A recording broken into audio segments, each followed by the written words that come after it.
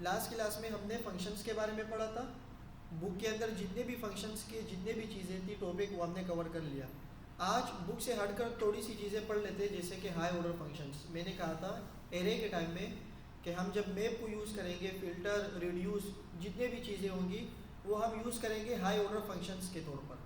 तो high order से पहले देख लेते हैं कि फंक्शंस क्या होते हैं। हमने डिस्कस कर लिया था कि सिंपल फंक्शन एक कीवर्ड से हम यूज़ करते, ये फंक्शन का नाम लेता है, जैसे मैंने कहा है ऐड, और मैंने 2 नंबर दे दिए। को पायलट आप थोड़ा सा बंद हो जाए,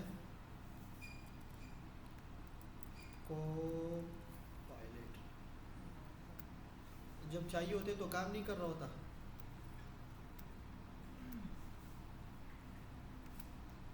अच्छा, एक क्लास में मुझे याद दिलाना कि को पायलट के साथ और एआई के साथ कैसे कोड करेंगे वो भी देखेंगे, सही है। एक क्लास में हम अपना कोड को पायलट के साथ यूज़ करेंगे, सही है। उसमें कुछ इन चीज़ें इंपॉर्टेंट होगी वो मैं बता दूंगा। तो ये हमारे पास एक फंक्शन है सिंपल। मैंने क्या किया, इस फंक्शन को बनाया, इस फंक्शन को कॉल करने के लिए रेफरेंस दूंगा और रेफरेंस के साथ मैं पैरेंथेसिस दूंगा। इट मीन्स कि ये इन्वोक हो गया। क्या हो गया भाई? इन्वोक हो गया। इन्वोक का मतलब क्या है कि इस फंक्शन को हमने कॉल कर दिया। अब इसके अंदर जो भी चीज़ मैं लिखूंगा, जैसे मिसाल के तौर पर कंसोल डॉट लॉग, मैंने कहा भाई टेस्ट, तो ये क्या करेगा, जब मैं यहाँ आऊँगा इसे देखूंगा तो ये टेस्ट फंक्शन चल गया। ये सारी बातें क्या थी, पुरानी थी। फिर मैंने कहा कि भाई आप जब इसको कॉल करेंगे फंक्शन को, तो फंक्शन के कीवर्ड के अंदर हम कोई डेटा पास कर सकते हैं। ऐड वही चीज़ बना रहा हूँ ताकि हमारा कॉन्सेप्ट क्लियर रहे। वही चीज़ डेटा मैंने कॉल किया इसे दोबारा, और मैं इसके अंदर अब एक डेटा यहाँ पास कर रहा हूँ, जैसे मैं लिख रहा हूँ टेस्ट। मैं क्या लिख रहा हूँ, ये इसे मैं यहाँ पर दे रहा हूँ, मीन्स के मैं आर्ग्यूमेंट दे रहा हूँ। आर्ग्यूमेंट को देने के लिए आपको पैरामीटर भी देना पड़ेगा। पैरामीटर आप कुछ भी दे सकते हो। मैं कहता हूँ कि भाई वैल्यू, सही है। उस वैल्यू को अगर मैं कंसोल करूँ, कंसोल डॉट लॉग, और मैं वैल्यू को देखूंगा तो ये क्या करेगा, टेस्ट उठाएगा, इस वैल्यू के अंदर रखेगा और ये वैल्यू हमारे पास कंसोल हो जाएगी, सही है। तो अगर मैं यहाँ देखूँ तो ये हमारे पास क्या आएगा, वही टेस्ट आ गया। इट मीन्स के हमने एक पैरामीटर दे दिया और एक आर्ग्यूमेंट दे दिया। आर्ग्यूमेंट हमने दे दिया तो इसने पैरामीटर के तौर पर इसे रिसीव कर लिया। यहाँ तक बात समझ आ गई? देखो मैं शुरू से फंक्शन का फ्लो बता रहा हूँ। पहले हमने कंसोल किया, सिंपल फंक्शन लिखा, अब मैंने डेटा पास कर दिया। फिर मैंने आपसे एक चीज़ और बताई थी, और वो मैंने वो बताई थी कि भाई आप जो यहाँ पर डेटा दोगे ना, मीन्स के आपने दे दिया वैल्यू और साथ में आपने दे दिया नंबर, वैल्यू और नंबर। आप यहाँ पे कंसोल करना चाह रहे वैल्यू और नंबर को, और इस वैल्यू और नंबर को आप 2 चीज़ें दे रहे हो, एक आप दे रहे हो 2 और एक आप दे रहे हो 3। अब ये क्या करेगा, 2 लेगा वैल्यू और 3 लेगा नंबर। ये बात समझ आ गई? फिर मैंने कहा था कि भाई आप जब इसको सॉल्व करोगे तो इसको सॉल्व करने के लिए आपने कुछ चीज़ें करनी होंगी। जैसे मिसाल के तौर पर मैं अगर इस वैल्यू को प्लस करना चाहूँ, वैल्यू और मैं करूँ प्लस नम, तो ये क्या करेगा, 2 और 3 को प्लस कर देगा। ये करेगा या नहीं? कॉन्केटिनेट कर देगा, जो भी होगा, मतलब दोनों को प्लस कर देगा या जो भी करेगा। तो अगर मैं यहाँ पे आऊँ, इसने क्या कर दिया, 5 कर दिया। कॉन्केटिनेट इसीलिए नहीं किया क्योंकि दोनों नंबर है, सही है। फिर मैंने आपको ये बताया था कि भाई आप जब इसको मज़ीद डिफाइन करते हो कि यहाँ पर आपने पैरामीटर में नंबर नहीं बल्कि आप पैरामीटर के अंदर आर्ग्यूमेंट के तौर पर वैल्यू भी दे सकते हो। वो कैसे? मैं यहाँ आया, मैंने 2 3 की जगह क्या लिखा, 2 3 की जगह मैंने क्या लिखा, वैल्यू, यही वैल्यू लिखा और यहाँ पर यही नम लिखा, सही है। अब मैं इसके अंदर कुछ भी कर सकता हूँ। ये देखिए ये वो फंक्शन है जो कि आर्ग्यूमेंट ले रहा है और पैरामीटर क्या, आर्ग्यूमेंट मैं दे रहा हूँ और पैरामीटर ये क्या कह रहे हैं, रिसीव कर रहे हैं। अब इसके साथ आप कुछ भी कर सकते हो, सही है। मैं क्या करूँ इसके साथ, अगर मैं करूँ कंसोल डॉट लॉग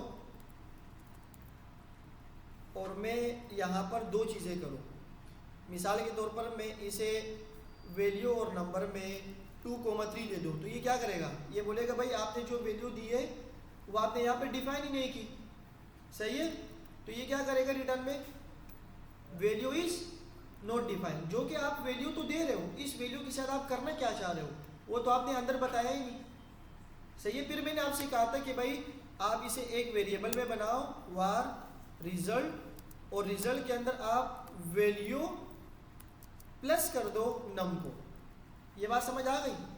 अब अगर मैं इस रिजल्ट को देखना चाहूँ तो इस रिजल्ट को मैं कहाँ देखूँगा, कंसोल डॉट लॉग, और मैंने कहा रिजल्ट, मैंने क्या लिखा, तो अब ये क्या करेगा, वैल्यू इज नॉट डिफाइंड, क्योंकि वैल्यू इसको नहीं मिली, क्योंकि वैल्यू तो मैं दे रहा हूँ लेकिन उस वैल्यू के अंदर है क्या।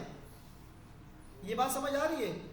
तो अगर इसके साथ मैं क्या करूँगा, फिर मैंने आपको बताया था कि भाई आप दो वैल्यू पास कर दो, सही है। लेकिन यहाँ पर ये क्या बोलेगा, रिजल्ट को तो मैंने फंक्शन बना दिया, अगर इसे मैं आर्ग्यूमेंट दूँ तो ये क्या बोलेगा, वैल्यू इज नॉट डिफाइंड।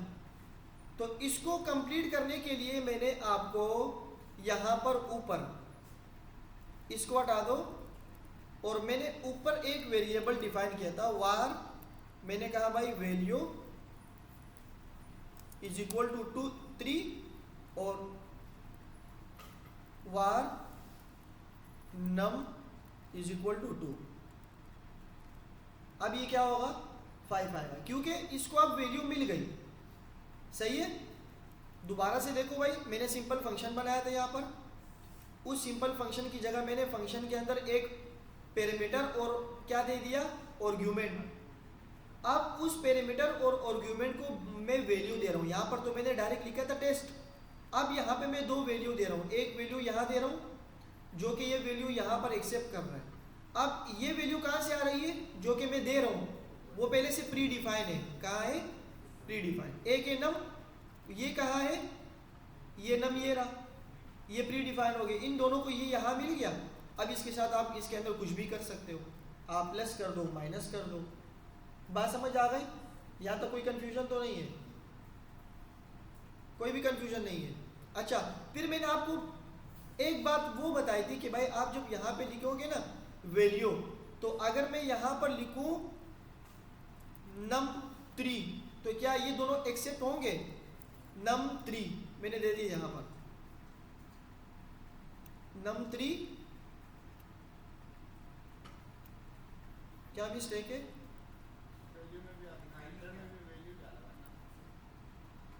अच्छा यहाँ पर मैंने इसको डिफाइन कर दिया ना बार बार। चलो, ये चीज़ मैंने आपको लास्ट क्लास में बताई थी कि भाई आप जब इसके अंदर वैल्यू देंगे ना तो आपका आर्ग्यूमेंट और पेरीमीटर ज़रूरी नहीं है कि सेम हो, ज़रूरी नहीं है कि सेम हो। इसको भी हमने लास्ट क्लास में डिस्कस किया था। ये सारी चीज़ें जो है ना ये पुरानी क्लास की है। अब जो आज की क्लास की चीज़ें हैं वो देख लो कि भाई जब हम फंक्शन को बनाते हैं सिंपल फंक्शन, तो हम फंक्शन को यहाँ पर एक नाम दे देते हैं। ये ऐड क्या है, फंक्शन का नाम। एक फंक्शन हमारे पास होता है जिसे कहते हैं हम एनोनिमस फंक्शन। एनोनिमस का वर्ड क्या मतलब इसका, एनोनिमस फंक्शन जिसका कोई एनोनिमस नेम, एनोनिमस पर्सन जिसको हम नहीं जानते, वो फंक्शन जिसका नाम ना हो, तो उसको कैसे लिखेंगे, फंक्शन सेम इसी तरह वैल्यू लेंगे, जैसे मैंने कहा num1 और मैंने दे दिया num2। इसको यहाँ पर आप कुछ भी कर सकते हो। यहाँ तक बात समझ आ गई। ये एनोनिमस फंक्शन है। एनोनिमस फंक्शन आपने फंक्शन बना दिया, आपने उस फंक्शन का नाम नहीं लिखा, ये फिर भी चलेगा। लेकिन एनोनिमस फंक्शन हमेशा किसी वेरिएबल में तो होगा ना। एक फंक्शन जिसका नाम ना हो तो उस फंक्शन को आप कहाँ रखोगे, मतलब कहीं पर तो रखना होगा ना। तो उसके लिए क्या करेंगे, हम यहाँ पर लिखेंगे लेट करके या वार करके, आप कुछ भी रख दो। लेट मैं कहता हूँ फंक्शन func इक्वल टू, ये अब क्या बन गया भाइयों, ये एनोनिमस फंक्शन बन गया। एनोनिमस फंक्शन क्यों बन गया, ये एनोनिमस फंक्शन इसीलिए बना कि फंक्शन का कोई नाम नहीं है। यहाँ पर जो फंक्शन मैं लिख रहा था ऐड सम, उसका कोई नाम नहीं है। मैंने सिर्फ ऐसा फंक्शन बनाया जो कि जिसका कोई नाम ही नहीं है, लेकिन उसको मैंने किसी वेरिएबल में सेव कर दिया। अब मुझे बताओ, अगर मैं यहाँ पर num1 प्लस num2 करूँ, क्या करूँ, num2 कर दूँ, और अगर इसे मैं इन दोनों को प्लस करना चाह रहा हूँ और मैं यहाँ पर एक वैल्यू दे रहा हूँ, तो वो वैल्यू मैं किस फॉर्म में दूंगा? कोई बता सकता है?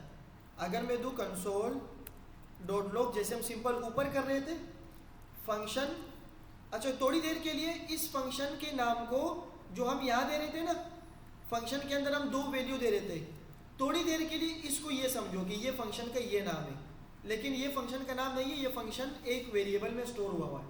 तो इस फंक्शन के अंदर जो अगर मैं दो वैल्यू दूंगा तो क्या ये काम करेगा? अगर मैं लिखूँ 2 और 3, किसी ने पढ़ा है पहले ये एनोनिमस फंक्शन? तो ये क्या करेगा? ये कहेगा अनडिफाइंड। अनडिफाइंड लाइन नंबर क्या है? 26। कह रहे कि भाई आप जो वैल्यू दे रहे हो ना, जो वैल्यू दे रहे हो, आपने उस वैल्यू को रिटर्न ही नहीं किया। मैंने आपसे कहा था कि फंक्शन के अंदर अगर हम कोई चीज़, अगर हम उसको प्लस कर रहे हैं और उस रिजल्ट को हम देखना चाह रहे हैं, तो उस रिजल्ट को किसी न किसी वैल्यू में तो होगा ना, तो उसके लिए हम क्या लगाएंगे? रिटर्न लगाएंगे। हम क्या लगाएंगे कि भाई यही चीज़ हमें क्या कर दो? रिटर्न कर दो। तो क्या अब चलेगा? ये अब चल गया, क्योंकि इन दोनों को मैं प्लस कर रहा हूँ और मैं यहाँ पर इसको वैल्यू दे रहा हूँ, तो ये बोलेगा मैंने तो वैल्यू ले ली, इसने वैल्यू प्लस भी कर दी, लेकिन प्लस करके इसके साथ मैं करूँ क्या? ये तो फंक्शन के अंदर है ना कि फंक्शन के बाहर है। तो मैंने कहा कि इसको रिटर्न कर दो, जो भी रिजल्ट आएगा ना उसको क्या कर दो?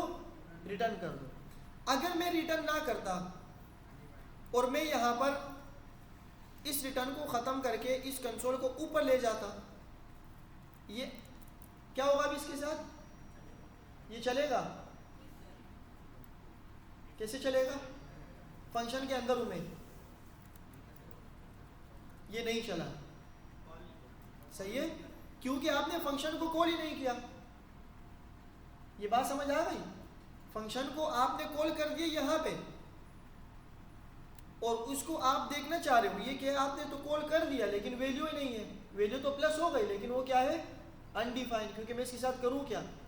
वो चीज़ डिफाइन ही नहीं है। तो num1 num2 को डिफाइन करने के लिए मैं क्या लगाऊंगा? रिटर्न। अच्छा, यहाँ तक कोई मसला तो नहीं है? एक सिंपल फंक्शन है जो कि एनोनिमस है, जिसका कोई नाम नहीं है, लेकिन उस नाम ना होने से हमने किसी वेरिएबल में उसको स्टोर कर दिया। स्टोर करने के बाद मैं जब इस स्टोर वेरिएबल को दो आर्ग्यूमेंट दे रहा हूँ, तो वो दो आर्ग्यूमेंट यहाँ पेरीमीटर जैसे पहले फंक्शन काम करता था उसी तरह सेम काम कर रहा है। कोई सवाल? कोई सवाल है जी?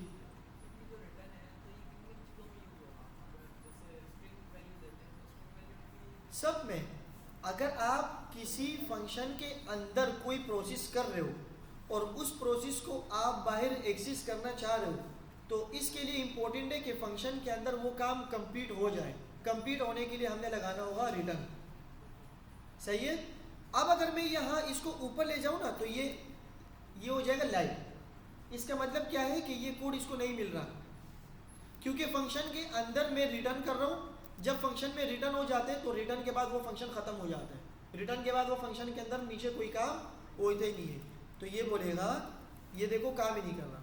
इसके ऊपर आप ओवर करो, ये बोलेगा अनरीचेबल कोड। यहाँ तक बात समझ आ गई?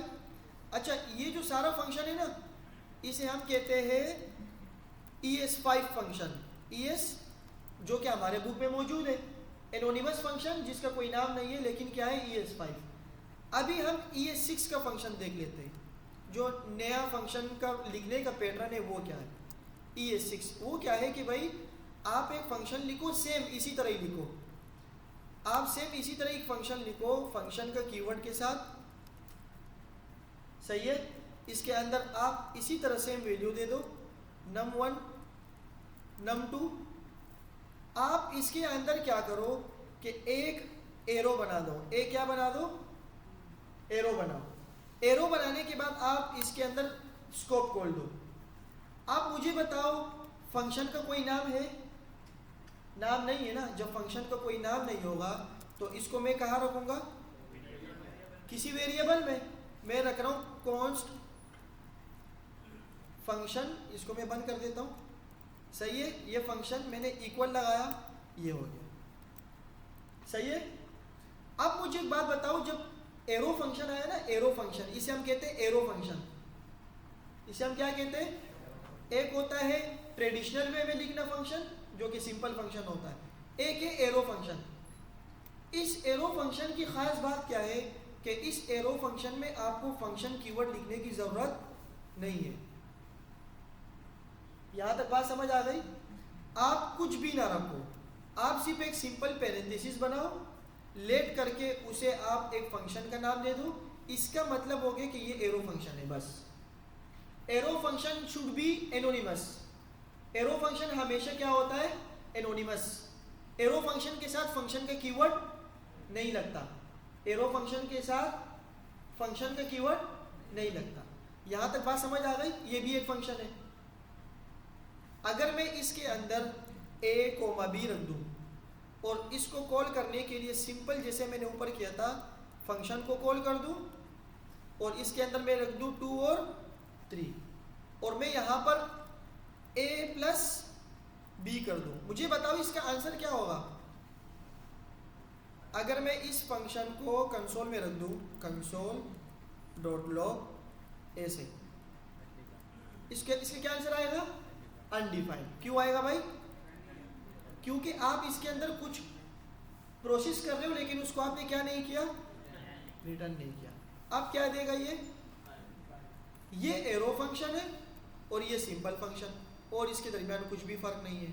फंक्शन का कीवर्ड यूज किया और फंक्शन को एनोनिमस कर दी। ये देखो, ये दोनों ही देख लो। फंक्शन का कीवर्ड यूज किया, 2 नंबर प्लस कर रहा हूँ, उसको रिटर्न कर रहा हूँ और उसको कॉल कर रहा हूँ। यहाँ पर क्या हो रहा है? फंक्शन दे रहा हूँ, फंक्शन को एरो कीवर्ड से कर रहा हूँ। अच्छा, अब इस एरो फंक्शन की मजीद खास बातें क्या है? अगर आप एक ही लाइन में कुछ चीज़ रिटर्न कर रहे हो ना, एक ही लाइन में, जैसे मैंने ये रिटर्न किया, मैं एक ही लाइन में इसको रिटर्न कर रहा हूँ। मिसाल के तौर पर मैं सिर्फ एक लाइन ही प्रोसेस कर रहा हूँ, इसके अंदर एक ही लाइन का प्रोसेस है ना, 2 चीज़ें प्लस हो रही है। तो आप इसको यहाँ लिखने के बजाय आप इसको यहाँ भी लिख सकते हो। कहाँ लिख सकते हो? यहाँ पर ऐसे। देखो 2 लाइनों में आ गए। अब ये चलेगा? चल गया। एक और आसानी ये भी कर लो कि इसे ये पैरेंथेसिस, ये करली ब्रैकेट भी ख़त्म कर लो। लेकिन जब आप करली ब्रैकेट ख़त्म करोगे तो इसका मतलब आप फिर रिटर्न कीवर्ड हम तब लगाते हैं जब स्कोप खुल जाता है। ये देखो, ये स्कोप है ना, ये खुल गया, तो इसके अंदर अभी हमने क्या करना होगा? रिटर्न लगाना होगा। यहाँ बात समझ आ गई?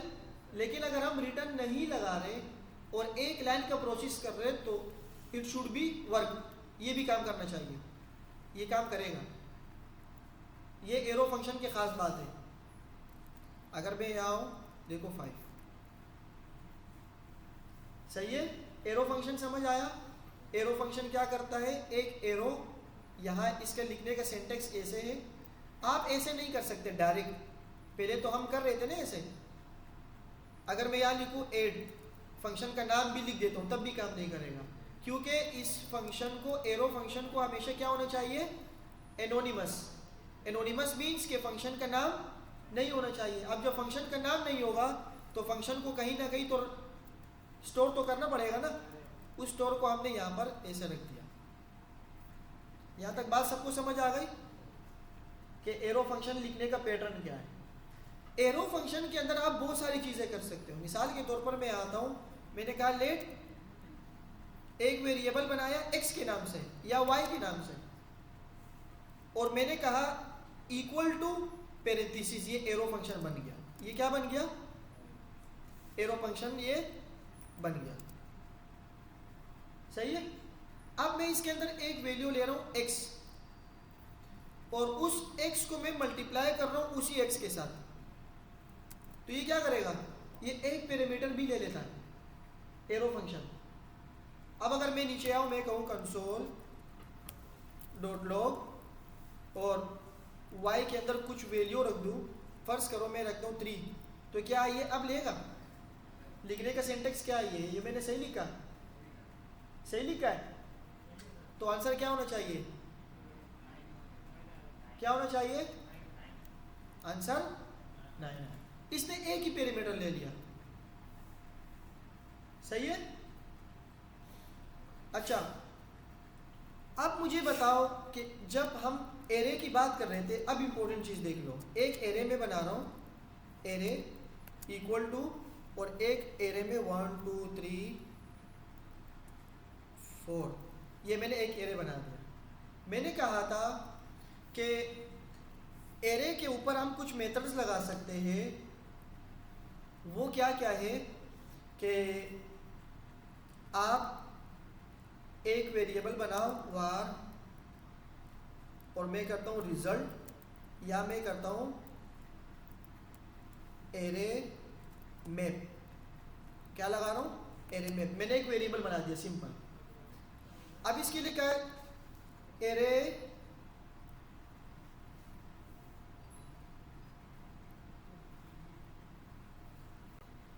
मैंने लिखा एरे डॉट, प्रोजेक्टर इशू कर रहे हैं आज, वो केबल चेंज करवाए ना, तो इस वजह से। एरे डॉट में मैंने एक फंक्शन लगाया। अब देखो, अगर एरो फंक्शन समझ आया ना, तो ये सारे एरो फंक्शन ही बना रहा हूँ मैं। एरो फंक्शन क्या ले रहे हैं? एक पैरामीटर ले रहा है। मैंने भी इसमें सिंपल एक पैरामीटर रख दिया। मैंने एक पैरेंथेसिस बनाया, एक पैरामीटर रख दिया, इक्वल टू, वही काम कर रहा हूँ। सही है। मैंने कहा जब भी आपके पास एरे आ जाए ना, एरे, और इसको मल्टीप्लाई में क्या कर दो? 2 कर दो। ये बात सबको समझ आ गई? इसमें क्या हो रहा है? इसमें क्या हो रहा है? मैंने रिटर्न भी नहीं लगाया। अच्छा चलो एक काम करते, थोड़ी देर के लिए इसको ए से लिखते हैं। ये सही है।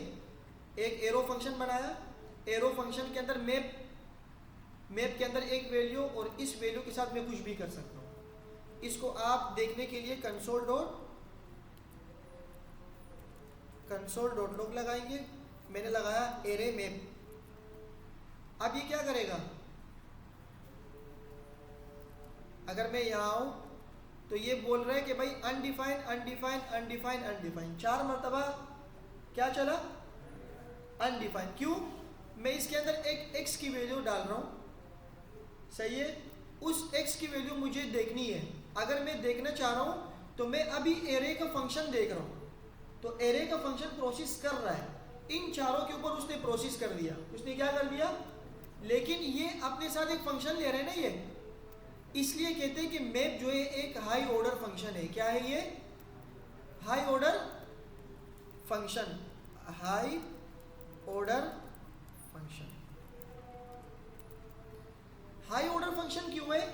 क्योंकि ये अपने अंदर एक पैरामीटर ले रहा है, और वो पैरामीटर एरे के हर एलिमेंट के ऊपर प्रोसेस कर रहा है। मैंने इसके अंदर प्रोसेस किया, और उस प्रोसेस को मैं देखना चाह रहा हूँ। उस प्रोसेस को मैंने देखा, तो इसने 4 मरतबा प्रोसेस किया, एक वैल्यू के ऊपर, दूसरी वैल्यू के ऊपर, तीसरी वैल्यू के ऊपर, और चौथी वैल्यू के ऊपर। 4 मरतबा इसने क्या कर दिया? तो ये हर एलिमेंट के ऊपर प्रोसेस कैसे कर रहा है? इसके ऊपर एक फंक्शन चल रहा है। इसके ऊपर क्या चल रहा है? एक फंक्शन खुद ब खुद चल रहा है।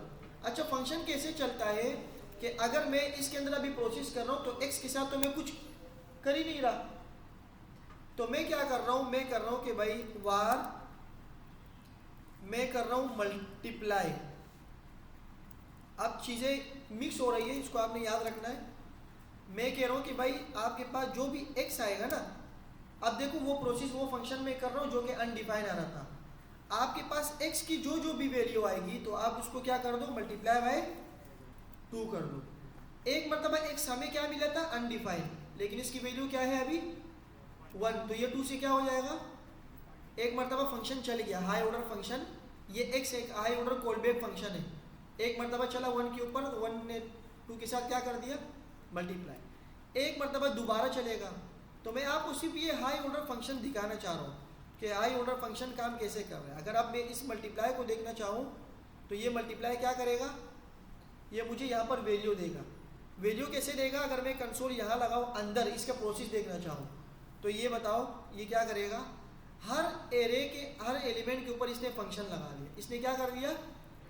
ये प्रोसेस कर दिया इसने। ये बात समझ आ गई? मैंने इस प्रोसेस को अंदर देखा, क्या कर रहा है इसके अंदर, बिहाइंड द सीन क्या चल रहा है। देखो, मैं अगर इसको कमेंट करूं इसके बिहाइंड द सीन प्रोसेस बता रहा हूँ। मैंने कहा वार एरे मैप, वही चीज़ बता रहा हूँ, इक्वल टू, ये असल में करता क्या है, एरे डॉट मैप ये अपने अंदर एक फंक्शन लेता है। ये क्या लेता है, ये फंक्शन लेता है। फंक्शन के अंदर वही एक्स लेता है जो कि मैंने यहाँ पर डायरेक्ट डिफाइन कर दिया, नथिंग एल्स, और कुछ भी नहीं करना। ये फंक्शन हाई ऑर्डर फंक्शन कहलाएगा। अभी ये क्या कहलाएगा, high order function.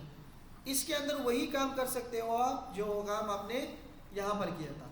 High order function कह रहे हैं तो ये कह रहे हैं कि भाई आपको अभी कर्ली ब्रैकेट लगाने की भी ज़रूरत नहीं है, आप डायरेक्ट इसके अंदर प्रोसेस कर दो। हाई ऑर्डर फंक्शन हम जब देख रहे थे तो एरो फंक्शन के अंदर हमने हाई ऑर्डर फंक्शन को कॉल किया डायरेक्ट। इसके बिहाइंड द सीन जो ये फंक्शन है ना, ये ऐसे चल रहा होता है, ऐसे। और इस फंक्शन को मैं यहाँ पर कॉल भी कर सकता हूँ। मैं बोलता हूँ कि भाई x और x की वैल्यू ये होनी चाहिए, मल्टीप्लाई की वैल्यू ये होनी चाहिए, सही है। ये अगर मैं इसको यहाँ से सेपरेट कर दूँ ना, कॉपी पेस्ट और ऐसे लिख दूँ, ये देखो ये वही सिंपल फंक्शन बन गया जो कि एनोनिमस फंक्शन था। ये क्या था, तो आपको ये बात समझ आनी चाहिए कि एरे के मेथड के अंदर जब हम ये डायरेक्ट वैल्यू लिखते हैं ना, ये मैंने आपको कहा था कि मैं अभी आपको नहीं समझा रहा, वो बिहाइंड द सीन ये प्रोसेस चल रहा होता है कि हर एरो से पहले डिक्लेयर हुआ पैरामीटर ये एक हाई ऑर्डर फंक्शन होता है जो कि कॉल बैक लेता है। कॉल बैक का मतलब कॉल करके उसको दोबारा रिटर्न करके वैल्यू दे रहा है, दोबारा प्रोसेस कर रहे हैं 1 के ऊपर, और आपको क्या दे रहे हैं, वैल्यू 2 के ऊपर वैल्यू, 3 के ऊपर वैल्यू और 4 के ऊपर वैल्यू। ये इसी तरह फंक्शन चल रहा है। इस फंक्शन को आप ऐसे कॉल कर दो, आपकी जो वैल्यू है ना एरे, ये वाली एरे लगाओ, एरे, और इसके अंदर जो भी हम वैल्यू दे रहे हैं सेम लाइक ये काम कर रहे हैं जो कि यहाँ पर कर रहा था। लेकिन हम ऐसे इसको आपको बताना चाह रहे हैं कि बिहाइंड द सीन फंक्शन ऐसे चल रहा होता है। लेकिन हमें इस फंक्शन कीवर्ड की लिखने की ज़रूरत ही नहीं है, मैं ऐसे करता हूँ और इसको एक एरो फंक्शन में कन्वर्ट कर देता हूँ, तो ये खुद ब खुद अब वो प्रोसेस करेगा जो हम यहाँ पर कर रहे थे। ये बात सबको समझ आ गई कि मैप हाई ऑर्डर फंक्शन कैसे है। सिर्फ मैप भी नहीं, आप ये भी देखो कि अगर वार एरे फिल्टर भी लगाता हूँ, मैं क्या लगाता हूँ, फिल्टर। अब मैं कहता हूँ एरे डॉट फिल्टर, ये फिल्टर क्या करता है, ये देखो फिल्टर के ऊपर होवर करूँ, ये क्या कह रहे हैं, इसको पढ़ो ज़रा।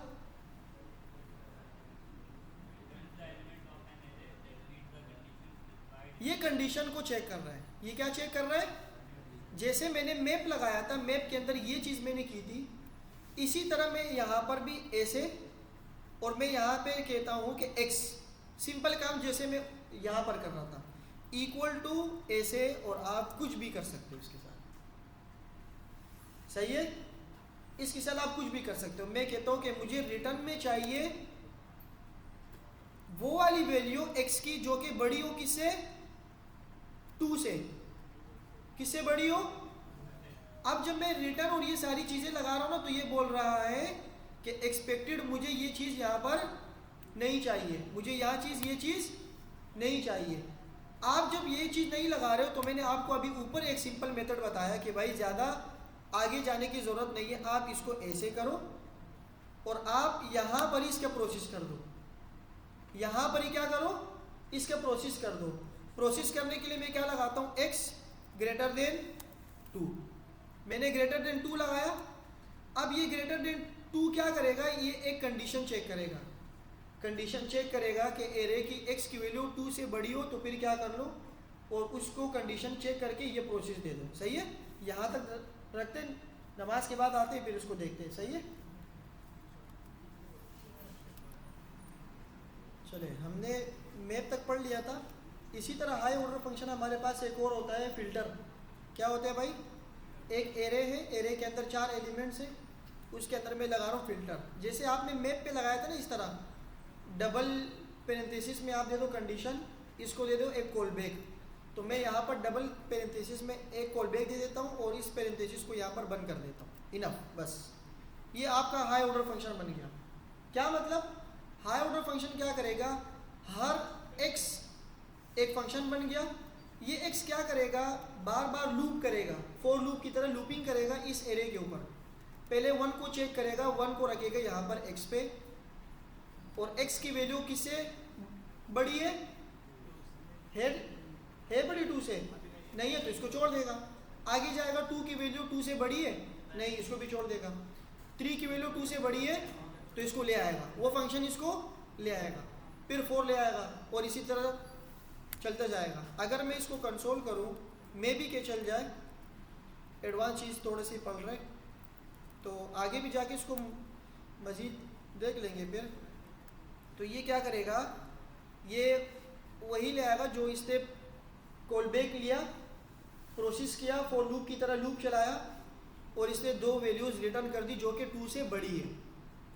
वो फॉर लूप वाली कंडीशन याद है, इफ़ फॉर लूप के अंदर आइट्रेशन सारी चीज़ें ख़त्म, एक ही वैल्यू से एक ही मेथड से यूज़ हुआ, सही है। अब इसको आप मेथड भी बोलेंगे और इसको आप बोलेंगे हाई ऑर्डर फंक्शन। ये हाई ऑर्डर फंक्शन के अंदर एक मेथड यूज़ हुआ है जो कि आपके वैल्यू को क्या कर रहा है, चेक कर रहा है, सही है। अच्छा, इसको ख्याल रखें कि ये एक न्यू एरे रिटर्न कर रहा है। न्यू एरे क्या कर रहा है, रिटर्न कर रहा है। न्यू एरे कैसे कर रहा है, देखो एरे में दे रहा है। लेकिन जब हमने ऊपर बात की थी, यहाँ पर आप लोगों ने नोट नहीं किया, चलो मैं आप लोगों से एक ओवरव्यू ले लेता हूँ कि अगर मैं यहाँ पर इसको कंसोल करता हूँ तो मेरे पास क्या आएगा रिजल्ट, 2 से हर नंबर मल्टीप्लाई हो रहा है, तो ये आएगा 2 4 6 8। ये एक न्यू एरे में नहीं आया, हालांकि मैप एक न्यू एरे रिटर्न करता है, ये बात याद है ना आपको। तो इसके लिए क्या करते हैं, इसके लिए मैं अभी क्या बोल रहा हूँ कि न्यू एरे मैप क्या करता है, न्यू एरे को रिटर्न करता है, तो इसमें मुझे रिटर्न लगाना पड़ेगा, बस सिंपल, सही है। देखो अगर मैं यहाँ पर लगाऊँ ना, यहाँ पर इस कंसोल वंसोल सबको ख़त्म कर दूँ, मैं सिंपल आता हूँ, मैं कहता हूँ कि भाई आप इसको रिटर्न कर दो, रिटर्न, और क्या रिटर्न करो, क्या रिटर्न करो, जो भी आपकी वैल्यू है ना x, उस x को बराबर कर दो हर x से मल्टीप्लाई बाय 2, और यहाँ पे मुझे दिखा दो कंसोल डॉट लॉग, ये चलेगा क्या, इसको पहले समझ लो ये क्या कर रहा है, इसको पहले समझ लो। ये एक चीज़ रिटर्न हो रही है, मैप एक वैल्यू रिटर्न कर रहा है हमें जो कि इसने कॉल बैक लिया था x, और उस कॉल बैक को हर नंबर से क्या कर रहा है, मल्टीप्लाई। याद है कि ये अब क्या कर रहा है, एरे में रिटर्न कर रहा है। वो जो हम देख रहे थे ना यहाँ पे, ये हम कंसोल मैप का प्रोसेस देख रहे थे। फंक्शन के अंदर आप जो भी चीज़ कंसोल करोगे ना, उस फंक्शन के अंदर क्या हो रहा है आप सिर्फ वो देख रहे हो, बस आप फंक्शन का रिजल्ट नहीं देख रहे। फंक्शन का रिजल्ट देखने के लिए आपको फंक्शन के अंदर क्या लगाना पड़ेगा, रिटर्न लगाना पड़ेगा। जब फंक्शन का प्रोसेस कंप्लीट हो जाए तो प्रोसेस के अंदर रिटर्न आ जाए, रिटर्न के बाद फंक्शन काम करना छोड़ देता है कि भाई मैंने आपको ये चीज़ रिटर्न कर दी, आपने ये फंक्शन बना दिया। ये बात सबको समझ आ गई कि भाई इसके और इसके दरमियान फ़र्क क्या है, सही है। ये मुझे फंक्शन का प्रोसेस बता रहा है। अब ये क्या कर रहा है, एक एरे को क्या कर रहा है, न्यू एरे को रिटर्न कर रहा है।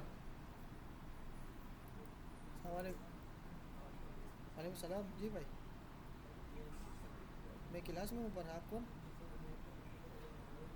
आप कौन? नहीं क्लास है मेरी, मैं 3 बजे आऊँगा। शुक्रिया शुक्रिया शुक्रिया।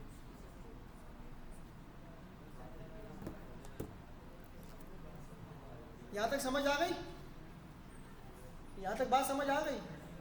अच्छा क्या इशू है, कुछ बच्चे देख रहे हैं गौर गौर से, क्या हुआ यार, सवाल क्यों नहीं पूछते आप लोग। अगर अभी मैंने टेस्ट ले लिया तो मैं भी ज़्यादातर, जी देखो सवाल आ गए, सुभान अल्लाह जी। पैरामीटर कहाँ लगाओगे पैरामीटर, ये तो पैरामीटर है ही नहीं, ये तो कॉलबैक है। क्या है, कॉलबैक फंक्शन। पैरामीटर अगर ये होता तो इसको हम क्या देते, आर्गुमेंट। आर्गुमेंट तो मैंने कहीं दिए नहीं है, ये तो मैं मैप का एक प्रोसेस बता रहा हूँ कि मैप बिहाइंड द सीन चलता कैसा है।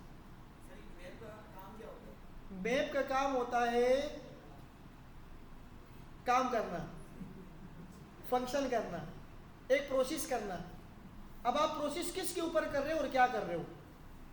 सही है। एक फॉर लूप पढ़ा था हमने, किसी एक एरे के ऊपर पूरा प्रोसेस करना, तो फॉर लूप क्या कर रहा था? पूरा प्रोसेस कर रहा था। मैप भी वही चीज़ कर रहा है, प्रोसेस कर रहा है पूरा। सही है। लेकिन ये एक हाई ऑर्डर फंक्शन है जो कि आप इसके अंदर कुछ भी कर सकते हो। मैंने तो सिर्फ रिटर्न कर दी ना मल्टीप्लाई बाय 2, आगे जाके इसके अंदर हम 15-16 फंक्शंस, इसके अंदर हम वार और कॉन्स लेट, इससे हम मजीद वेरिएबल्स भी बनाएंगे। फॉर लूप तो सिंपल लूप देगा ना। अगर आपने उसके अंदर कोई मल्टीप्लिकेशन करनी हो तो उसके अंदर आप फिर एक मरतबा और बताते कि फॉर लूप अगर ये कंडीशन हो जाए ये कर लो, और मैप आपको उसी तरह डायरेक्ट कर रहा है, डायरेक्ट फॉर लूपिंग कर रहा है। एक सिंटेक्स का फ़र्क है। सही है। मैप आपको मजीद ज़्यादा चीज़ें और भी देता है, एक कॉल बैक भी दे रहा है। इस कॉल बैक को हम जब मजीद पढ़ेंगे ना आगे, तो फिर आपको समझ आ जाएगा कि हाँ मैप ये भी करता है। सही है। हम तो अभी सिंपल मल्टीप्लिकेशन कर रहे हैं। आपका सवाल कोई और? कहाँ पर? ये कॉल बैक फंक्शन है ना भाई, आप फंक्शन की क्लास में नहीं थे। आज 1 बजे आप थे, बस छोड़ दो, फिर मैं बताऊंगा भी नहीं। बाकी को बात समझ आ गई कि भाई ये मैंने ऊपर फंक्शन में बताया था, ये पैरामीटर के तौर पर काम करता है, एक वैल्यू लेता है। यहाँ पर इसको एक पैरामीटर के तौर पर एक as a callback function हम इसको दे रहे हैं। कॉल बैक फंक्शन क्या कर रहा है? आपको कॉल बैक कर रहा है। आपका जो भी फंक्शन होगा ना वो आपको प्रोसेस करके कॉल बैक दोबारा दे रहे हैं, प्रोसेस करके आपको क्या दे रहे हैं? दोबारा दे रहे हैं। इस कॉल बैक के लिए मुझे एक मेथड लगाया मैंने, मैप। सही है। मैप आपको न्यू एरे रिटर्न करता है जो आपने कॉल बैक फंक्शन के ऊपर काम किया हो, जो भी काम किया हो। मैंने इस वक्त इसके ऊपर क्या काम किया? मल्टीप्लिकेशन। आप कुछ भी कर सकते हो। सही है। ये हाई ऑर्डर फंक्शन है। एक मैंने आपको ये बताया फिल्टर वाला। सही है। एक फंक्शन और होता है, यहाँ तक सब क्लियर हो गया? फिल्टर एक कंडीशन बता रहे हैं अंदर कि भाई आप फिल्टर कर लो। फिल्टर समझ नहीं आ रहा सब इससे? वर्ड फिल्टर समझ नहीं आ रहा? वर्ड फिल्टर क्या कर रहा है भाई? ये फिल्टर है, मैंने क्या आप फिल्टर कर लो। आप चेक कर लो इसके अंदर कि अगर x की वैल्यू 2 से क्या है? बड़ी है, वो ले आओ। तो ये कॉल बैक फंक्शन क्या कर रहा है? हर एलिमेंट के ऊपर फंक्शन चला रहा है। हर एलिमेंट के ऊपर क्या कर रहा है? देखो ना, मैंने आपको बताया था कि बिहाइंड द सीन मैप कैसे काम करता है। मे भी कि यहाँ पर अभी हो, फिल्टर की जगह मैप दे दें। फिल्टर की जगह मैप दे दो तो मैप आइट्रेशन करेगा, सिर्फ वो वैल्यू लाएगा। आपने कंडीशन दे दी ना, x बढ़ाओ। फिल्टर का काम यही है ना, मेथड्स का तो काम यही होता। अब आप करो कि न्यू डेट लिखो और आप बोलो कि इसके अंदर रैंडम नंबर जनरेट हो जाए, इम्पॉसिबल। न्यू डेट क्या करता है? आपको डेट देता है। फिल्टर क्या करता है? उसके अंदर चेक करता है कंडीशन। मैप क्या करता है? उन सबके ऊपर क्या करता है? फॉर लूप चलाता है, बस। सही है। अब एक चीज़ हम और पढ़ रहे हैं कि भाई देखो, एक हमारे पास होता है, इसी सेम चीज़ को मैं कॉपी कर लेता हूँ, ये मैं बंद कर लेता हूँ। एक होता है हमारे पास रिड्यूस। वो क्या करता है? रिड्यूस। अब रिड्यूस 2 वैल्यू लेता है। अब ये जो कॉल बैक फंक्शन है ना, ये 2 पैरामीटर लेता है। ये क्या लेता है? 2 पैरामीटर। एक लेता है, इसको हम ACC कहते हैं, इसका फुल फॉर्म है ना, इस वजह से। अब मैं बता दूंगा आपको। देखो, कॉल बैक फंक्शन क्या कर रही है? एक प्रीवियस वैल्यू ले रहा है। एक क्या ले रहा है? और एक वैल्यू कौन सी ले रहा है? Current value. ये हो गए हमारी प्रीवियस वैल्यू और एक हो गए हमारे पास करंट वैल्यू। अब आप चाहो कि भाई मुझे कंडीशन चेक नहीं करनी, मुझे प्रीवियस वैल्यू के साथ प्लस करना है आने वाली तमाम वैल्यूज। मीन्स के एक एरे के अंदर पहली वैल्यू क्या पड़ी है? 1। तो ये 1 से स्टार्ट करेगा और प्लस करता जाएगा। कैसे?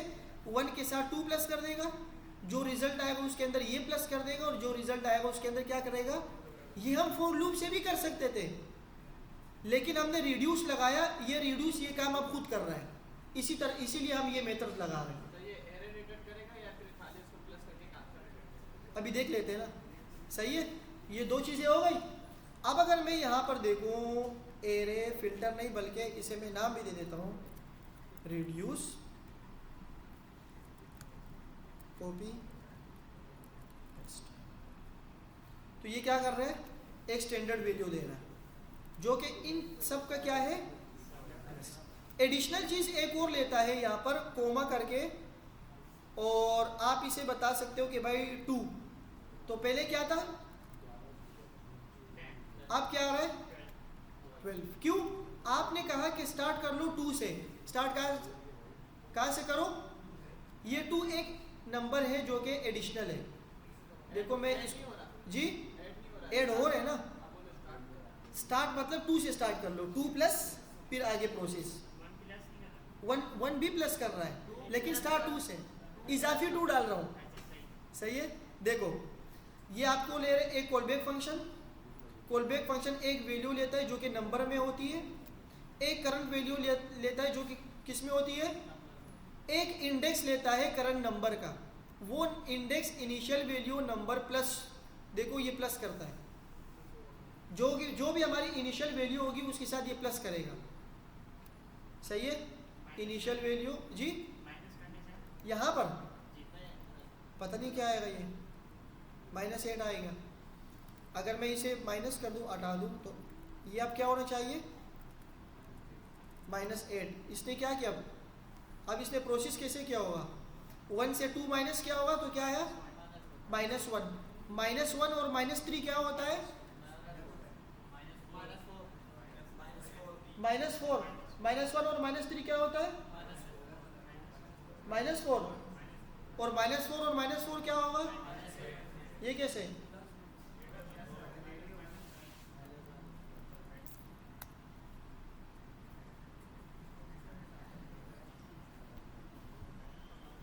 -1 -2 ये क्या हो जाएगा +3। मैं मैथ्स में थोड़ा वीक हूँ लेकिन मैं फिर भी बता देता हूँ, ये जो दोनों है ना, दोनों जब दोनों की साइन सेम हो तो साइन वही लगती है, सही है। अच्छा ये बताओ इसके रिजल्ट क्या होगा, -1 + 2, -1 कौन कह रहा है -1, मैं कह रहा हूँ -1, और बाकी कोई नहीं है, आप -1 + 2 क्या होता है -1, और मैं भी कह रहा हूँ -1, बाकी बताओ -1 ना, 2 हो गए, और अच्छा देख लो, जो माइनस प्लस माइनस आप लोगों ने स्कूल में पढ़ा होगा कि minus plus minus plus minus minus minus minus plus, और प्लस प्लस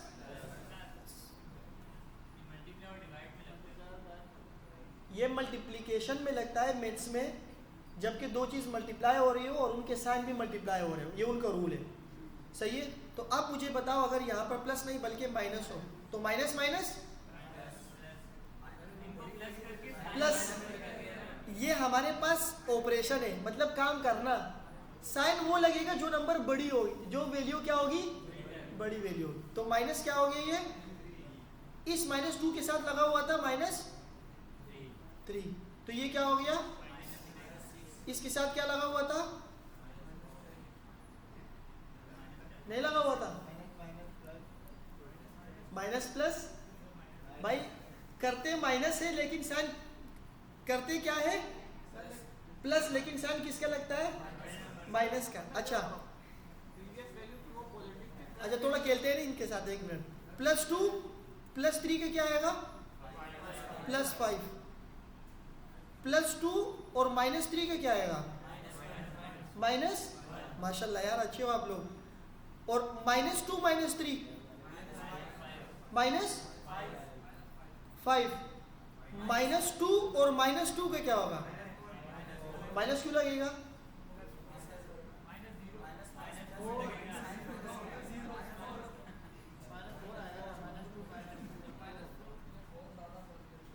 -4।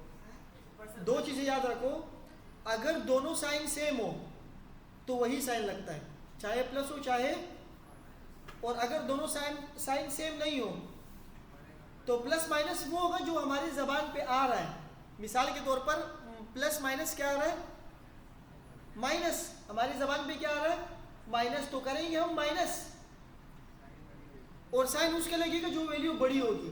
इसी तरह यहाँ देखो माइनस माइनस ज़बान पे क्या आ रहा है, करेंगे प्लस, लेकिन साइन उनका लगेगा जिनकी वैल्यू बड़ी होगी।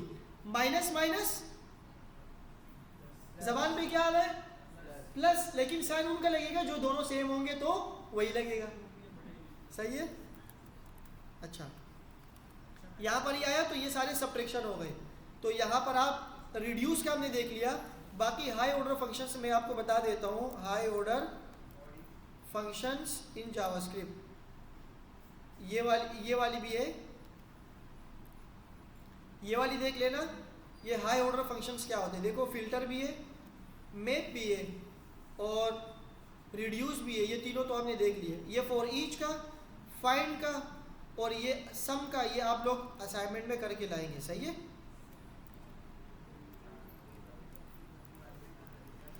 रेस्ट रिमेनिंग मेथड्स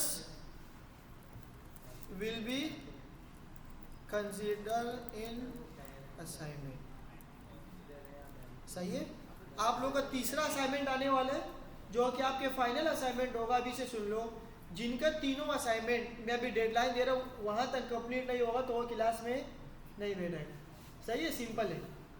एक ही रूल होगा, जिनका तीनों असाइनमेंट नहीं होगा वो क्लास में नहीं बैठे। हाँ, जो सर एमर की या किसी और क्लास से आए उनको ये वाला असाइनमेंट करना पड़ेगा जो अभी मैं दूंगा, एक यही वाला।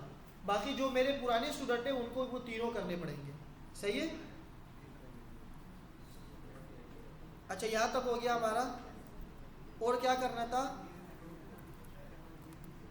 हाई ऑर्डर फंक्शंस हो गए कि फंक्शंस बिहाइंड द सीन काम कैसे करता है।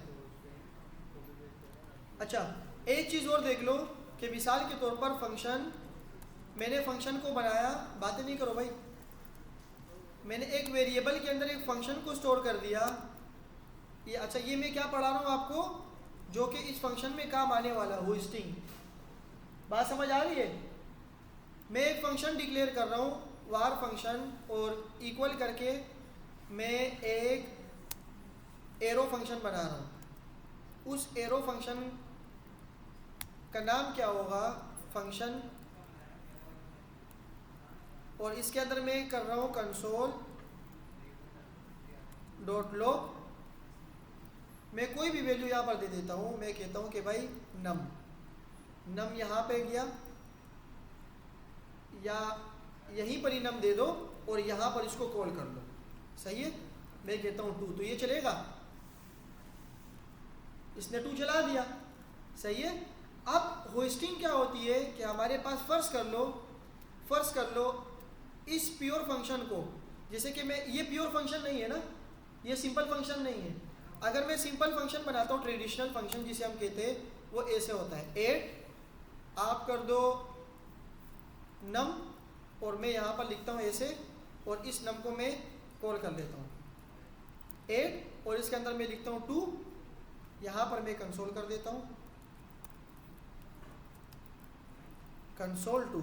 तो ये क्या करेगा भाई, नम, इसको मैं ये ऐसे कर लेता हूँ नम, ये क्या करेगा, ऊपर भी 2 और नीचे भी 2। अच्छा, मसले क्या है, अगर इस 2 को यहाँ कॉल कर दो ना आप फंक्शन बनाने से पहले, तो ये तब भी काम करेगा। यहाँ तक बात समझ आ गई। अगर इसको आप यहाँ पर भी कॉल कर लो, ये तब भी काम करेगा। लेकिन जो फंक्शन मैंने ऊपर वाला बनाया ना, जो फंक्शन को मैंने किसी वेरिएबल में रखा है, किसी वेरिएबल में, इसको अगर मैं यहाँ पर कॉल करूँगा तो ये क्या बोलेगा, function is not a function. ये जो फंक्शन आप नाम दे रहे हो ना, FUNC, इसको समझ लो, बहुत इंपॉर्टेंट है। अगली क्लास में यही दोबारा इसको पढ़ लेंगे और इसके बारे में थोड़ा सा चर्चा कर लेंगे और ना। तो ये फंक्शन है, फंक्शन को मैं एक वैल्यू दे रहा हूँ, ये समझ रहे कि एक फंक्शन आ रहा है, लेकिन ये फंक्शन मैंने किसी वेरिएबल में स्टोर किए। तो ये बोल रहे हैं कि भाई function is not a function, ये फंक्शन है ही नहीं, ये होस्टिंग का मसला है। अब अगर मैं इसे नीचे कर दूं यहाँ पर, अब ये करेगा काम, क्योंकि ये फंक्शन कीवर्ड से मैंने बनाया था जो कि ग्लोबली है, हर जगह काम कर रहे हैं, लेकिन इसको मैंने किसी वेरिएबल में स्टोर कर दिया तो ये अब ऊपर पहले से डिफाइन नहीं हो रहा। इसकी मिसाल ऐसी है कि अगर मैं आपसे कहूँ कि भाई आप लिखो var a और इसकी वैल्यू 2 रख दो, console.log, और आप यहाँ लिखो a, तो ये सक्सेसफुली क्या हो जाएगा, रन हो जाएगा, सही है। लेकिन अगर मैं इसे ऊपर डिफाइन कर दूँ तो ये फिर भी क्या होगा, ये चल गया, लेकिन इसकी वैल्यू क्या है, अनडिफाइंड, क्योंकि आप जिस चीज़ को एक्सेस कर रहे हो वो क्या है हमारे पास, डिफाइन ही नहीं है। अच्छा, सेम चीज़ ये यहाँ पर कंडीशन में भी काम करती थी, स्कोप में।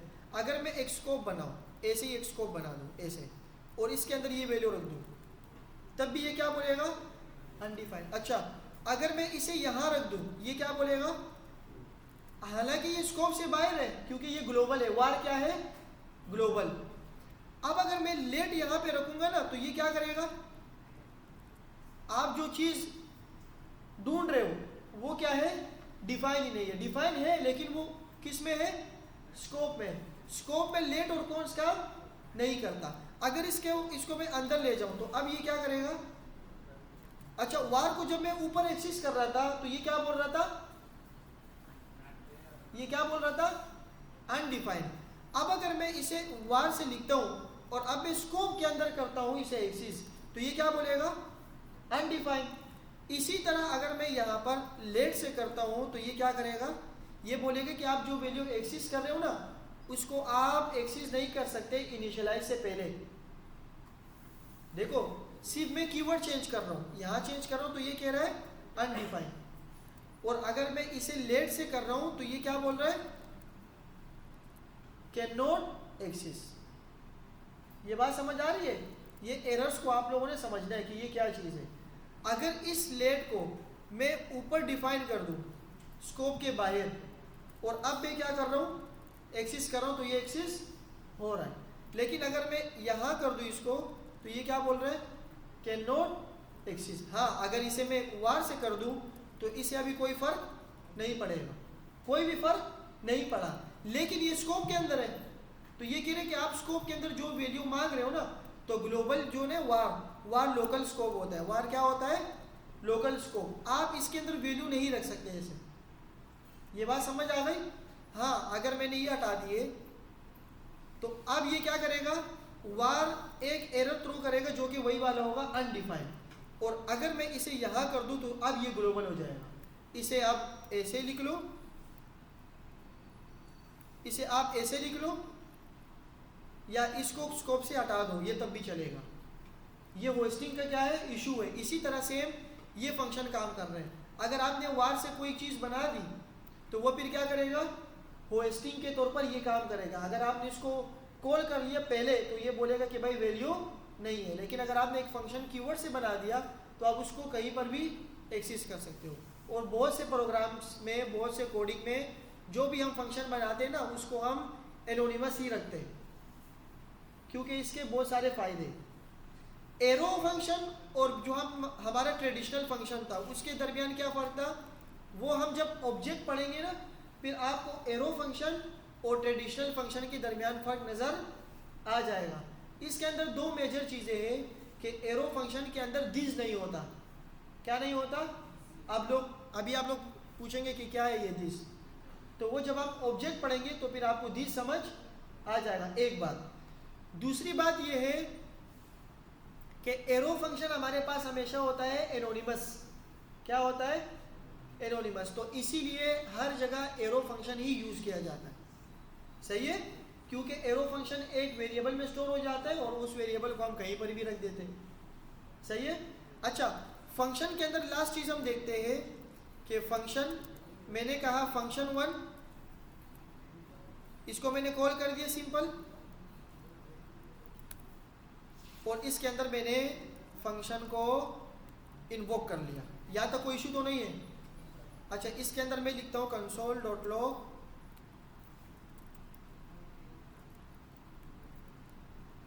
फंक्शन 1, सही है। अब मैं एक और फंक्शन बनाता हूँ फंक्शन के कीवर्ड से, फंक्शन, बल्कि ये पूरे ही कॉपी कर लो ऐसे, और इसका मैं नाम रख देता हूँ फंक्शन 2। इसका नाम क्या रख देता हूँ? 2 फंक्शन मैंने बना दिए। अब देखो, अब सीन क्या है कि अगर मैं फंक्शन 1 के अंदर जो हम पेरीमीटर दे देते, अगर पेरीमीटर हम कोई वैल्यू दे देते, पेरीमीटर में हम एक फंक्शन भी दे सकते हैं। कौन सा वाला फंक्शन? ये वाला फंक्शन।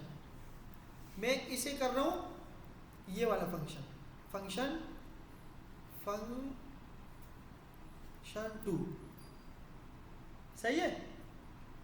अब मुझे बताओ इसका प्रोसेस क्या होगा, कंसोल में क्या आएगा, कैसे चलेगा, कोई बता सकता है? पहले एक फंक्शन चलता है, उस फंक्शन के अंदर जो पेरीमीटर होता है वो लेता है, जो हम शुरू में बात कर रहे थे, उस पेरीमीटर के ऊपर वो प्रोसेस करता है। तो बताओ क्या होगा इसमें? पहले वाले में इसमें अनडिफाइंड आएगा, और दूसरा वाला क्या हो जाएगा? अच्छा, हम जब फंक्शन को कॉल करते हैं ना, फंक्शन को कॉल करते हैं, तो फंक्शन में जब हम पेरीमीटर यहाँ देते हैं, तो उस पेरीमीटर को हम यहाँ पर, मतलब इसके साथ कोई प्रोसेस करते हैं ना, मतलब इस पेरीमीटर को मल्टीप्लाई कर दो या प्लस कर दो, तो हम इस फंक्शन, ये चूंकि फंक्शन है तो मैं इसे करता हूँ कि भाई आप फंक्शन ले लो फंक्शन 2, इसको प्लस नहीं कर दो, इसको क्या कर दो? कॉल कर दो। इसको कॉल करने का मेथड मैंने क्यों लगाया? क्योंकि फंक्शन 2 हमारे पास क्या है? ये बात समझ नहीं आई भाई? इसको थोड़ी देर के लिए भूल जाओ, इसको मैं गायब कर देता हूँ यहाँ से, इसको थोड़ी देर के लिए भूल ही जाओ। मैंने एक फंक्शन बनाया, एक फंक्शन मैंने यहाँ रख दिया, एक फंक्शन को मैंने क्या दे दिया? पेरीमीटर। अब इस पेरीमीटर में मैं कुछ ना कुछ तो करना चाहिए ना मुझे, मल्टीप्लाई करूँ या प्लस करूँ, सही है। तो मैं इसे प्लस मल्टीप्लाई नहीं, मैं इसे कॉल कर रहा हूँ। इसे कॉल क्यों कर रहा हूँ? क्योंकि fun2 जो हमारे पास है ना, ये एक फंक्शन है। ये क्या है? तो ये फंक्शन 1 क्या करेगा? ये प्रोसेस करेगा यहाँ पर, ये ऊपर जाएगा, इसको फंक्शन 2 मिला। जब ये फंक्शन 2 मिला इसको, तो ये फंक्शन 2 नीचे आएगा और ये फंक्शन 2 ये कॉल कर लेगा। तो जो नीचे हमारे पास फंक्शन 2 था वो हमारे पास कॉल हो जाएगा। अब मुझे बताओ कि यहाँ पर इसका प्रोसेस क्या होगा, मतलब क्या आएगा? आखिरी में जो मैंने दिया है आर्गुमेंट, उसके अंदर मुझे क्या देना चाहिए कि ये पूरा प्रोसेस चले? अच्छा, अगर इसको मैं कंसोल करता हूँ तो ये क्या है? एक फंक्शन चला, कौन सा वाला? ये वाला सिंपल फंक्शन चला, लेकिन fun2 is not a function. ये कौन सी लाइन में आ रहा है? 76 में, 76 में, कि ये जो आप फंक्शन 1 कॉल कर रहे हो, ये वाली लाइन, ये क्या है? ये function 2 is not a function. क्यों? इसको हमने डिफाइन, अगर इस फंक्शन 2 को मैं कहाँ ले जाऊं? टॉप पे। तो अब क्या होगा? अब क्या होगा? फंक्शन 2 फंक्शन 1, पहले ये फंक्शन चला और सिंपल ये फंक्शन 1 ही चल गया, दोनों फंक्शन सिंपल चल गए। मुझे इसको चलाना है, ये वाला नहीं। देखो पेरीमीटर में ब्रैकेट नहीं डाली, कौन सी वाली? नहीं। देखो मैंने ये कॉल किया, यहाँ पर आया, मैंने ये कॉल कर दिया। अरे भाई सिंपल ये काम मुझे करना है कि ये जो फंक्शन 1 है ना, ये मुझे कहाँ कॉल करना है? यहाँ पर। फंक्शन 2 कॉल हो गया। अब इसके सिनेरियो समझो, ये क्या कर रहा है? जब मैं फंक्शन 1 इसको कॉल कर रहा हूँ तो ये अपने साथ क्या ले रहा है? फंक्शन 1। फंक्शन 1 कहाँ डिफाइन है? यहाँ पर। अब अगर मुझे एक बात बताओ कि अगर मैं इसे ऐसे कर दूँ तो अब क्या आना चाहिए? Function two is not a function, function two is not a function, इसको मिल रहा है लाइन नंबर 77 पे, कि कह रहे हैं कि आप जो भी इसको आप प्रोसेस कर रहे हो फंक्शन टू तो इसके अंदर है ही नहीं, क्योंकि फंक्शन टू के आर्ग्यूमेंट में मैंने क्या दिया है, फंक्शन 1 दिए। तो यहां पर मुझे सिर्फ क्या देना पड़ेगा, फंक्शन 1। अब क्या करेगा ये कि ये फंक्शन 1 लेगा, अब फंक्शन 1 एक ये क्या बन गया, ये बन गया आर्ग्यूमेंट। अब ये आर्ग्यूमेंट कहीं पैरामीटर भी तो हो जो रिसीव हो रहा हो, तो ये रिसीव कहाँ हो रहा है, ये यहाँ पर आ रहा है, और ये भी एक फंक्शन है। तो ये सिंपल ये वाला फंक्शन हमारे पास क्या कर रहा है, सिंपल प्रोसेस कर रहा है। कौन सा वाला, ये वाला फंक्शन हमारे पास चल रहा है। बात समझ आ गई। इसको हम फंक्शन कहते हैं, और फंक्शन के अंदर हम पैरामीटर पे फंक्शन भी दे सकते हैं, यही बता रहा हूँ बस। आगे जाके जब हम पढ़ेंगे ऑब्जेक्ट में हम की पेयर वैल्यूज देते हैं, तो की पेयर वैल्यू में हम वैल्यू के अंदर फंक्शन भी दे सकते हैं। कैसे, अगर मैं आऊँ मैं कहूँ वार एक ऑब्जेक्ट है, और ऑब्जेक्ट को मैं ऐसे लिखता हूँ, ऑब्जेक्ट ऐसा होता है, नेम आपका नाम हो जाएगा, मिसाल के तौर पर मैं कहता हूँ इब्राहिम, और दूसरी वैल्यू में क्या दे रहा हूँ, मैं दे रहा हूँ फंक्शन 1, और इसे मैं ऐसे दे रहा हूँ फंक्शन, और उस फंक्शन को मैं कॉल भी कर सकता हूँ। तो की में हमारे पास क्या गया, फंक्शन एक वेरिएबल नाम जो भी होगा, लेकिन वैल्यू में क्या गया हमारे पास, फंक्शन। वैल्यू में क्या गया, ये जब हम ऑब्जेक्ट स्टार्ट करेंगे तो हम फिर इसके अंदर ये मजीद चीज़ें पढ़ लेंगे, सही है। एक चीज़ हमारे पास और होगी, वो यहाँ पर है, उसे हम कहते हैं रिकर्जन फंक्शन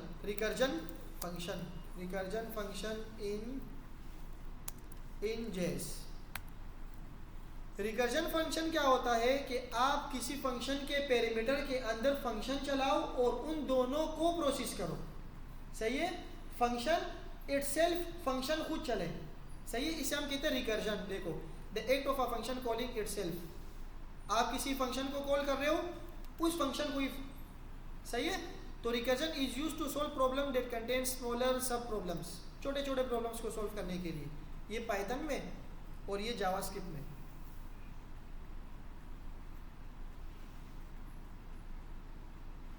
ये देखो, एक फैक्टोरियल, एक वैल्यू ले रहे हैं, ये कॉलबैक ले रहे हैं, कॉलबैक की वैल्यू चेक कर रहा है कि अगर कॉलबैक की वैल्यू n की वैल्यू 0 हो गई तो रिटर्न क्या कर दो, 1। अगर ये 1 0 ना हो, कोई वैल्यू हो, तो उस वैल्यू को मल्टीप्लाई कर दो हर फैक्टोरियल के नंबर को। अब फैक्टोरियल का नंबर कुछ भी हो सकता है, यहाँ पर इन्होंने फैक्टोरियल का नंबर क्या दिया है, 10।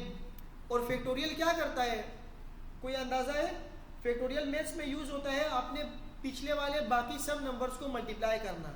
मिसाल के तौर पर मैं अगर यहाँ पर लिखूँ 5 फैक्टोरियल, तो ये क्या करेगा, ये मल्टीप्लाई करेगा 5 को 4 से, 4 को 3 से, 2 से और 1 से। तो इसी तरह यहाँ पर भी ये काम हो रहा है कि यहाँ पर मैंने दिया 10, तो ये 10 करेगा 9 से मल्टीप्लाई, 9 करेगा 8 से मल्टीप्लाई, 8 करेगा 7 से मल्टीप्लाई, और मल्टीप्लाई करके एक बड़ा सा नंबर आपको दे देगा। तो इसमें रिकर्जन का काम क्या हुआ, रिकर्जन का काम क्या हुआ, वो ये हुआ कि इसने एक रिटर्न में क्या दे दिया, एक नंबर, और मल्टीप्लाई कर दिया, उस फंक्शन को ही मल्टीप्लाई कर दिया। Function use itself a function is called a recursion. एक फंक्शन जो कि कॉल हो जाए, खुद अपने आप को कॉल कर दे, तो वो क्या होता है हमारे पास, रिकर्जन। ये आगे जब आगे जाएंगे इंशाल्लाह एक प्लेलिस्ट आएगी हमारी एडवांस जावास्क्रिप्ट, ये सारी चीज़ें उसमें भी कवर करेंगे, सही है। यहाँ तक कोई सवाल तो नहीं आप लोगों का? अगर ये रिकर्जन वाला कोई सवाल समझ भी नहीं आया तो कोई बात नहीं, ये आपके बुक्स में है भी नहीं, लेकिन मज़ीद इनको ये पढ़ना चाहिए। ये ES6 है, जो नई चीज़ें आ रही है ना, ये वही है। तो ये हमने यहाँ से दोबारा देख लो कि एक फंक्शन बनाया था सिंपल, फिर एक फंक्शन के हमने अंदर वैल्यू दी थी, उस वैल्यू को हम कंसोल कर रहे थे।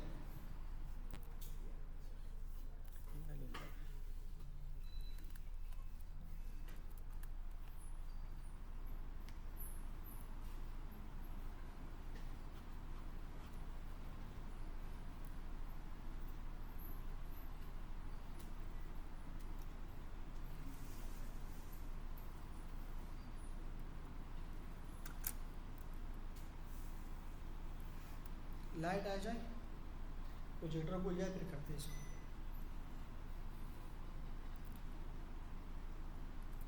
जब तक मैं आप लोगों के असाइनमेंट देख लेता हूँ, क्योंकि अभी मैं एक असाइनमेंट देने वाला हूँ फंक्शन से रिलेटेड, और चैप्टर नंबर 21 से लेकर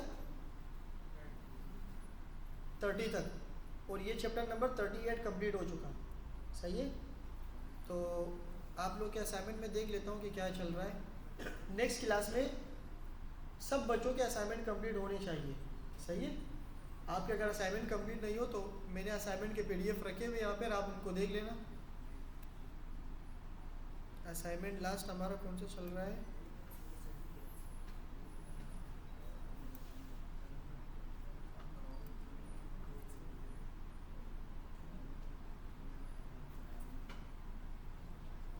सिर्फ 15 बच्चों ने असाइनमेंट सबमिट किया है, लास्ट असाइनमेंट 15। सही है, तो जिन्होंने नहीं किया उनको खुद पता होगा कि कौन है वो।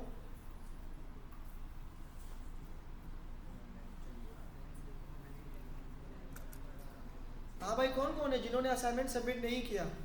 दूसरा वाला चैप्टर नंबर 11 से 20।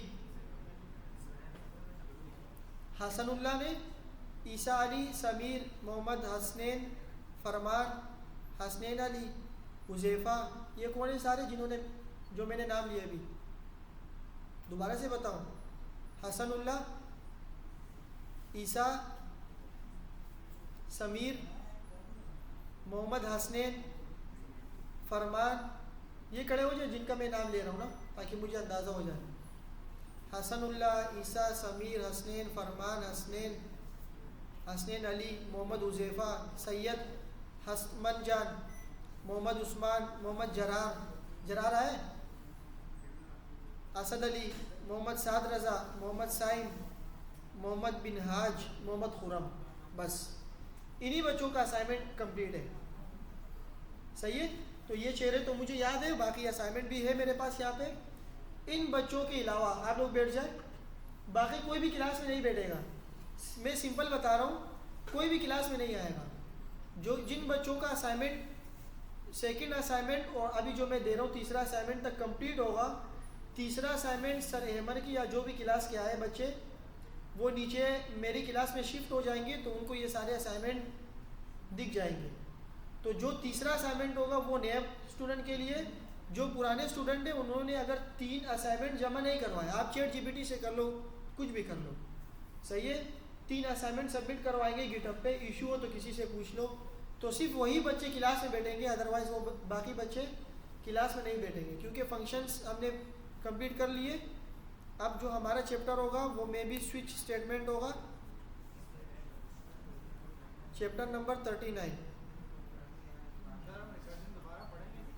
रिकर्जन, हाँ रिकर्जन को भी थोड़ा पढ़ लेंगे, लेकिन आपके बुक में है ही नहीं। ये एडवांस चीज़ है, बहुत ज़्यादा एडवांस चीज़ है। फंक्शन के अंदर फंक्शन को कॉल कर लेना, ये सारी चीज़ें। सही है, तो ये देख लो कि ये जो है ना, ये 38 तक हमने पढ़ लिया, मतलब फंक्शन के चैप्टर कंप्लीट हो गए। तो हम फिर स्विच स्टेटमेंट से स्टार्ट करेंगे। अब ये इफ़ एल्स की कंडीशन होगी, तो वो बच्चे जिन्होंने पिछले असाइनमेंट कंप्लीट किए होंगे और इफ़ और एल्स स्टेटमेंट कंप्लीट कर लिया होगा वही आएंगे इसमें। सही है, रिकर्जन टॉपिक आप यहाँ से भी पढ़ सकते हो, और रिकर्जन इंजेस यहाँ से भी पढ़ सकते हो। 2 वो है गीक्स वाले और एमडीएन डॉग्स। बातें ना करें भाई। ये देखो, इन्होंने पेरीमीटर में क्या लिया है, पेरीमीटर और बेस वैल्यू फंक्शन के अंदर फंक्शन है। देखो फैक्टोरियल के एक सिंपल मिसाल ये लोग देते कि इस फैक्टोरियल फंक्शन नाम को जो यूज़ किया इसी को ही यूज़ कर रही है। मतलब फंक्शन, एक फंक्शन इस्तेमाल हुआ, उस फंक्शन को रिटर्न में भी वही फंक्शन दे रहा है, अपने अंदर ही रिकर्जन कर रहा है। इसको कहते हैं रिकर्जन। रिकर्जन का मतलब क्या है, देखो रिकर्जन। नेस्टेड का मतलब आपको पता है, आप अगर आईने के साथ मोबाइल की तस्वीर खींच लो ना, अपने मोबाइल की पिक्चर खींच, अपने मोबाइल से पिक्चर खींच लो। कैसे कि आप मिरर के सामने खड़े हो और मिरर से पिक्चर खींच लो, तो क्या करेगा, आपके मोबाइल के अंदर वही वाली पिक्चर आएगी मिरर वाली, फिर मिरर के अंदर वो वाली पिक्चर, फिर उसके अंदर, ये रिकर्जन होता है कि आप उस पिक्चर को दोबारा कॉल हो रहे हैं मिरर के अंदर दोबारा कॉल हो रहा है। मैं आप अगर इसकी कोई पिक्चर हो तो मैं आपको बता देता हूँ, अगर कोई पिक्चर मिल जाए रिकर्जन, ये रहा, ये देखो, ये रिकर्जन है।